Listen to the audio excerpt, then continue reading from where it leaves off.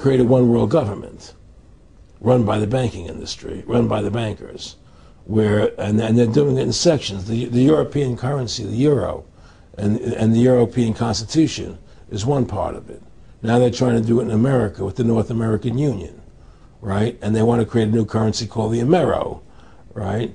And the whole agenda is to create a one-world government where everybody has an RFID chip implanted in them. All money is to be in those chips, right? There'll be no more cash. And this is giving me straight from Rockefeller himself. This is what they want to accomplish. And all money will be in your chips. And so instead of having cash, anytime you have money in your chip, they can take out whatever they want to take out whenever they want to.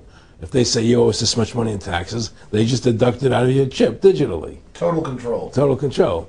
And if you're like me or you, and you're protesting what they're doing, they can just turn off your chip.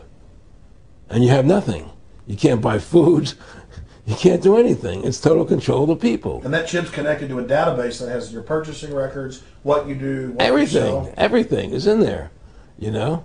And so they want a one-world government controlled by them, everybody being chipped, all your money in those chips, and they control the chips, and they control people. And you become a slave. You become a serf to these people. That's their goal. That's their intentions. Eric, can you be specific about when you met Rockefeller, how it happened in these discussions?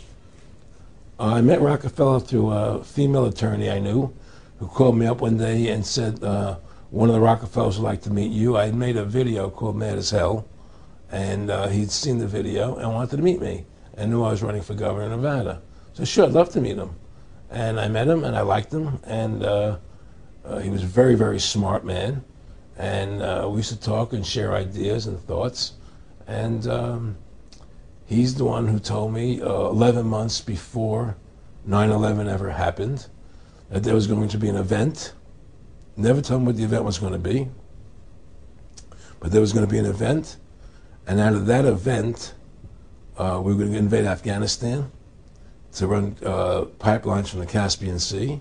We were going to invade Iraq, you know, to take over the oil fields, establish a base in the Middle East, and make it all part of the New World Order. And we'd go after Chavez in Venezuela. And sure enough, later 9/11 happened. And I remember he was telling me how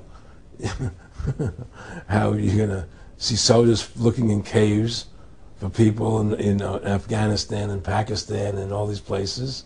And there's going to be this war on terror, which is no real enemy. And the whole thing is a giant hoax, you know, but it's a way for the government to take over the American people. He told you it was going to be a hoax. Oh, yeah. Oh, yeah. There's no question. He says, there's going to be war on terror. And he's just laughing. There's no... Who are we fighting? I mean, why do you think 9/11 happened and then nothing's happened since then? Do you think that our security is so great here that these people who pulled off 9/11, who were able to, can't knock down another plane? Come on, it's ridiculous. 9/11 was done by people in our own government and our own banking system to perpetuate the fear of the American people into subordinating themselves to anything the government wants them to do. That's what it's about, and to create this war, this endless war on terror. And that's why and that was the first lie. And the next lie was going into Iraq, you know, to get Saddam Hussein out with his weapons of mass destruction. That was the next lie. Now, specifically, this was a little over 6 years ago? This was 11 months before 9/11. Yeah. And Nick Rockefeller, who's a lawyer, he's become your friend over the previous years, and he's saying to you that there's going to be this big event, and then out of that we're going to have a war on terror, and it's just going to go on and on. Right. An endless war on terror without any real enemy. That you can never, so you can never define a winner. And did he say that it's going to be perfect because you can't define an enemy? It just goes on and on? Yeah, because you can't define a winner. There's no one to beat, so it goes on and on forever. And they can do whatever they want. They scare the hell out of the American public. Look, this whole war on terror is a fraud. It's a farce. It's very difficult to say it out loud because people are intimidated against saying it. Because if you say it, they want to make you into a nutcase. But the truth has to come out. That's why I'm doing this interview. The fact of the matter happens to be that the whole war on terror is a fraud. It's a farce. Yeah, there's a war going on in Iraq because we invaded Iraq. And people over there fighting, you know. But the war on terror, it's a joke, you know. And until we discover what really happened on 9/11 and who was responsible for 9/11, because that's where the war on terror emanates from. That's where it comes from. It was 9/11 that allowed this war on terror to begin. And until we get to the bottom root of 9/11, the truth of 9/11, we'll never know about the war on terror. Aaron, you said that he was, and I think it's important, and I know this about the Rockefellers from Dr. Dennis Cuddy and many others who literally, you'll be 20 years old in a lunch line at college, and there's David Rockefeller. And they're experts at recruiting and getting what they call players, and that clearly he was, I want to make it specific and just get you to reiterate what you said last night about you got 30% of the vote, you were having an effect, you made mad as hell, they knew that you'd started the Constitution Party, they knew that you were somebody who was taking action and getting things done, you'd already made some big films, had a lot of other successes, so they were trying to recruit you, and didn't it come down to the point of, hey, we are here to recruit you, and don't worry, your chip's going to say, don't mess with us, you know, this guy's don't touch. Yes, that did happen. I was definitely being recruited, but it's more subtle than that. Well, in your words, just go through the process, and then what he said. Well, what it is remember we were friends, and we used to go to my house a lot. We'd have dinner, we'd talk, and he'd tell me about business investments I get involved in, you know, or they would help me with this business investment or that business investment. And was I interested in joining the Council on Foreign Relations? You know, I would have to get a letter to join them, but was I interested in that? And you know, just stuff, you know, leading you on. And I used to say to him that I never really did that because that wasn't where I was coming from. You know, as much as I like you, Nick, you know, your ways and my ways, we're on the opposite side of the fence.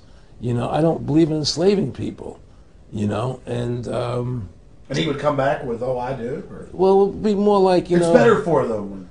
Well, it's more like, you know, how do I put it? It was like,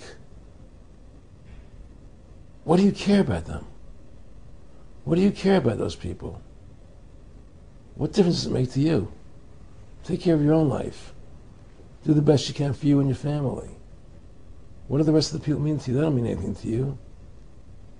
They're just serfs. They're just people.